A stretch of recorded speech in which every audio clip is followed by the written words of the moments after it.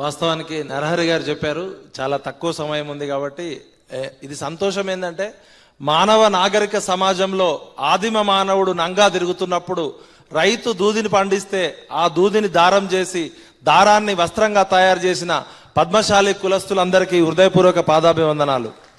నాగరిక సమాజంలో కూడు గూడు బట్ట అంటాం, కానీ ఇవాళ కూడు లేకపోయినా గూడు లేకపోయినా బట్ట మాత్రం మనందరికీ నాగరిక సమాజంలో ప్రథమంగా ఉంది. కాబట్టి జర్మనీలో గనక అగ్గిపెట్టెలో చీర తయారు చేస్తే టెక్స్టైల్ ఇంజనీరింగ్లో nano technology, we are not backward classes, we are backbone of this nation. We are not backward classes, we are brilliant, brave, bright and big community. We are character, we are capability, we are creativity. That's why we are brilliant and creative communities. బీసీలో పుట్టినందుకు గట్టిగా మనం చప్పట్లు కొట్టుకోవాలి. ఇక మాట్లాడాలంటే చాలా ఉంది. The OBCs uprising formula for future.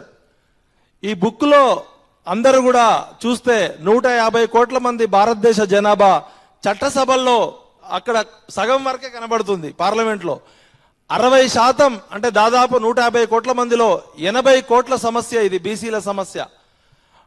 వాస్తవానికి ప్రపంచంలో అతిపెద్ద సమస్య ఈ బీసీల సమస్య. 80 కోట్ల మందికి ఐడెంటిటీ లేని సమస్య. 80 కోట్ల మంది ఎవరో తెలియదని కేంద్ర రాష్ట్ర ప్రభుత్వాలు సుప్రీంకోర్టులో ఈ బీసీలు ఎవరో, వాళ్ళు ఎక్కడుంటారో, వాళ్ళ లెక్కలు ఎట్లుంటాయో తెలియదు, 46 లక్షల కులాలు ఉన్నాయని చెప్తున్నారు. ప్రపంచం మొత్తం కూడా data driven society. Data is everything. Politics లో, అర్థమెటిక్ లో నెంబర్ గేమ్ నడుస్తుంది. 60% జనాభా భారత ప్రపంచ నాగరిక సమాజంలో సిగ్గు లేకుండా 80 కోట్ల మంది లెక్కలు తెలియదు, వాళ్ళ ఐడెంటిటీ తెలుగుతుందని చెప్తుందంటే ఈ దేశాన్ని సరికొత్తగా నిర్వచించాల్సిన అవసరం ఉంది. A new revolution for new civilisation.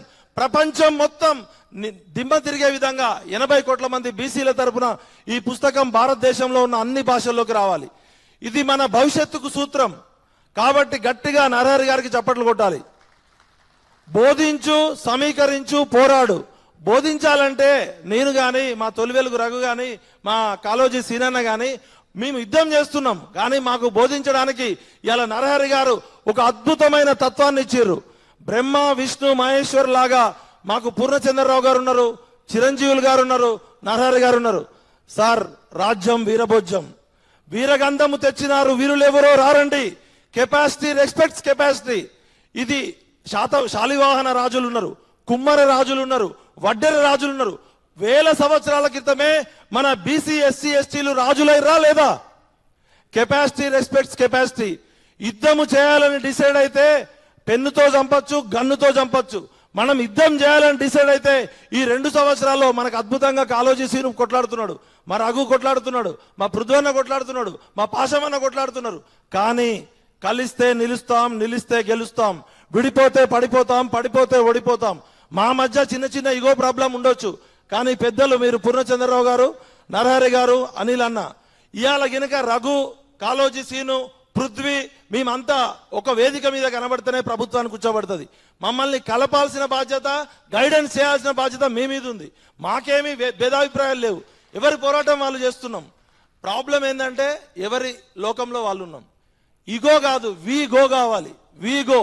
ఇవాళ మొత్తం కాళోజీ నారాయణరావు గారు ఒకటే చెప్పారు, కలవాల్సిన మనుషులు కలిస్తే జరగాల్సిన పనులు జరుగుతాయని.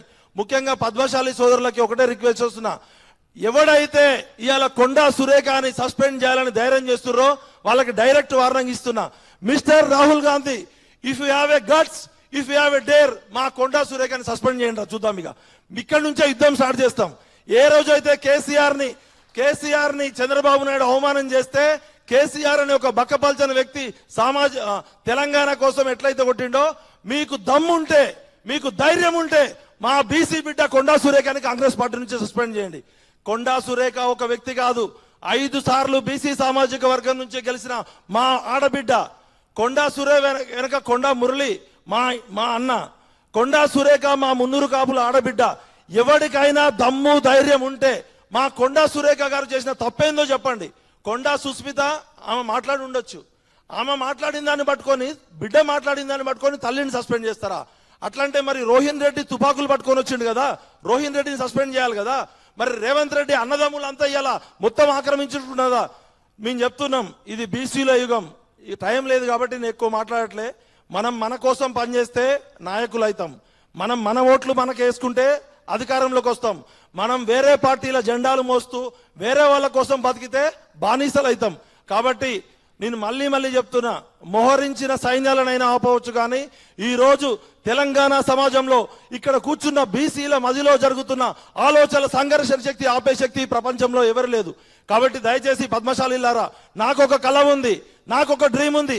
ఇక్కడ ఉన్న మీ అందరూ ఒక శపథం తీసుకోండి. సిరిసిల్లలో 80,000 ఓట్లు మీ ఉన్నాయి. మా రఘుని నిలబెడతారా? మా కాళోజీ శ్రీనివాసుని నిలబెడతారా? మీ బీసీలలో పద్మశాలిలలో ఎవరు నిలబెడతారో చెప్పండి. ఫస్ట్ నేను వచ్చి నిలబడతా. కేటీఆర్ వస్తాడా, రేవంత్ రెడ్డి వస్తాడా చూసుకుందాం.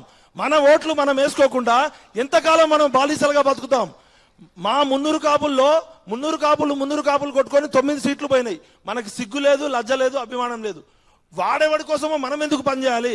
కాబట్టి నరహరి గారు, నేను రిక్వెస్ట్ చేస్తున్నా, మీరు మాకు దొరికిన బ్రహ్మాస్త్రం. మీరు 80 కోట్ల భారతదేశంలో ఉన్న బీసీలని బాహుబలు చేయాల్సిన అవసరం ఉంది. అవసరమైతే ఐఏఎస్ పదవి వదిలిపెట్టండి, మీకోసం పనిచేస్తాం. ఒక కొత్త నవభారతాన్ని నిర్మిద్దాం.